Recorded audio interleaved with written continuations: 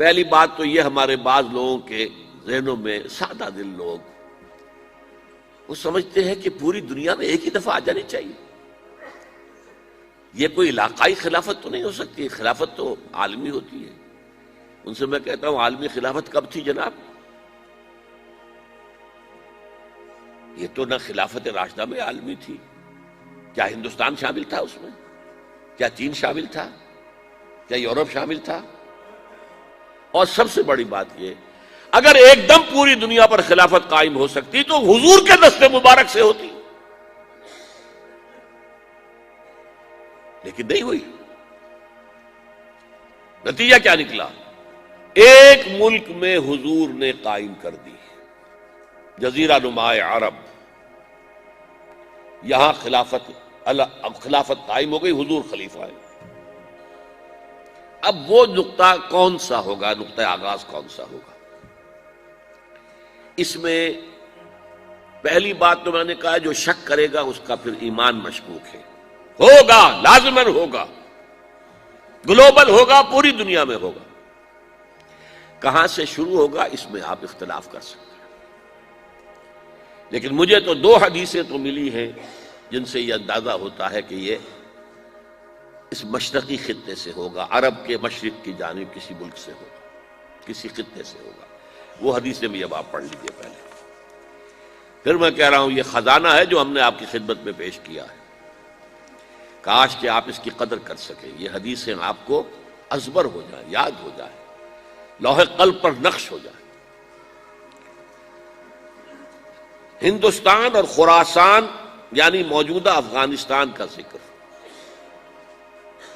ابن ماجہ کی روایت ہے عن عبداللہ ابن الحارث رضی اللہ تعالی عنہ قال رسول اللہ صلی اللہ علیہ وسلم یخرج ناس من المشرق یؤتئون للمہدی یعنی سلطانہ، یعنی سلطانہ، دونوں طرح سے پڑھ سکتے ہیں.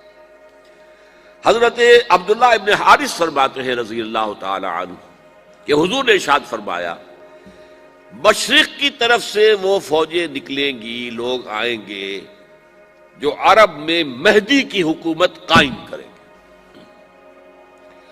یہ مہدی کون ہوں گے اس کا ذکر میں ذرا بعد میں کروں گا، لیکن نوٹ کر لیجئے کہ مہدی سے پہلے لازماً کسی مشرقی علاقے کے اندر وہ نظام قائم ہو چکے گا، تب وہاں سے فوجیں آئیں گی نا. یہ مشرق کون سا ہے؟ عرب کے مشرق میں آپ چلیے ایران بھی آ جائے گا، افغانستان بھی ہے، پاکستان بھی ہے، اور اگر اسے اور توسیع دیں تو ہندوستان بھی ہے.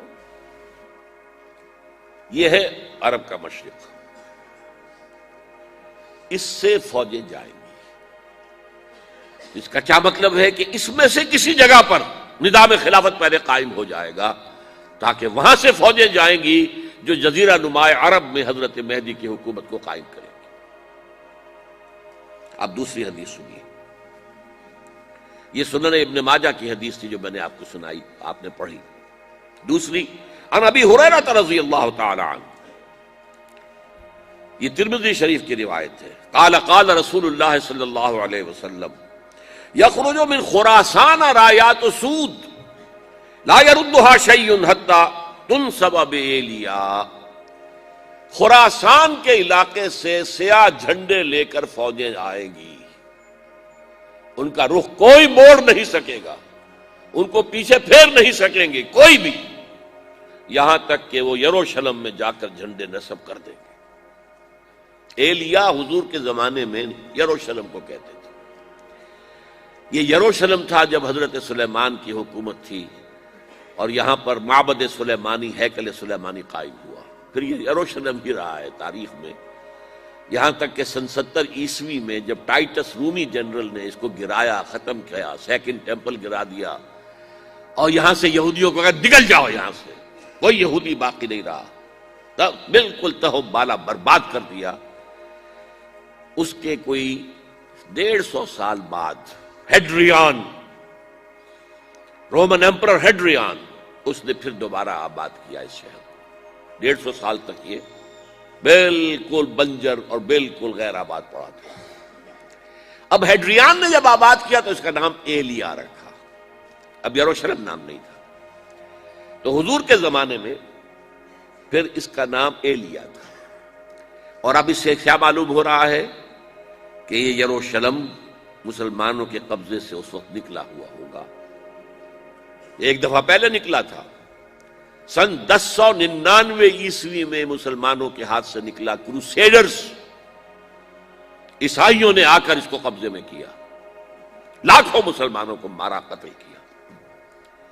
اس کو 1187 عیسوی میں واپس لیا ہے. کس نے لیا ہے؟ صلاح الدین ایوبی. کرد، عرب کھوکھلے ہو چکے تھے، عربوں نے کھویا، واپس نہیں لے سکے. بہت حکومت کر چکے تھے، 400-500 برس کی حکومت کر کے، اور ان کے عیش اور ان کے آرام، اب ان میں جان نہیں تھی کہ وہ واپس لے سکے.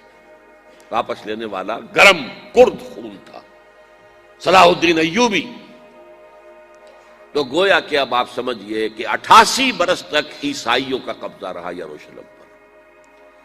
اب 1967 میں یہودیوں نے قبضہ کیا ہے، اور اب 38 برس تو ہو گئے، 88 نہیں تو 38 برس تو ہو گئے ہیں.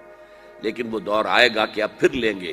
لینے والے عرب بھی نہیں ہوں گے، خراسان کے علاقے سے فوجیں آئیں گی. یہ خراسان کیا تھا؟ ایلیا تو میں نے آپ کو بتا دیا، یروشلم کا نام ہے.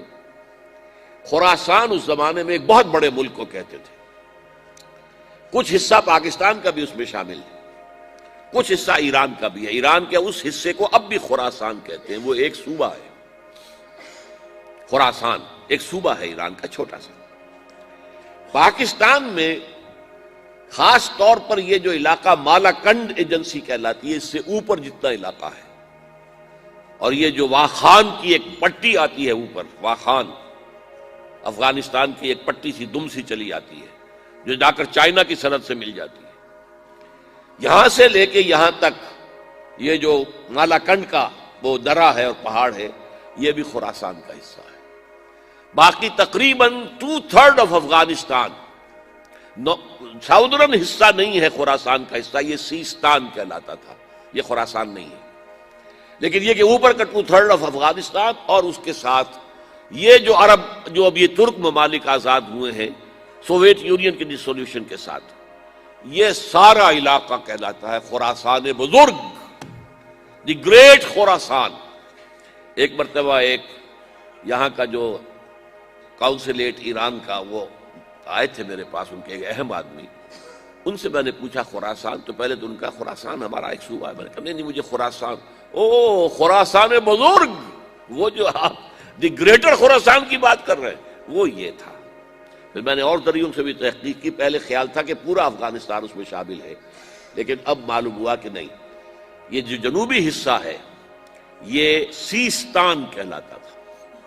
کچھ بلوچستان کا حصہ اس میں شامل تھا، اور کچھ یہ جنوبی حصہ افغانستان کا. یہاں سے فوجیں جائیں گی، اور یہ فوجیں جا کر خراسان سے چل کر ایلیا پہنچیں گی، یروشلم پہنچیں گی، اور اپنے جھنڈے گاڑ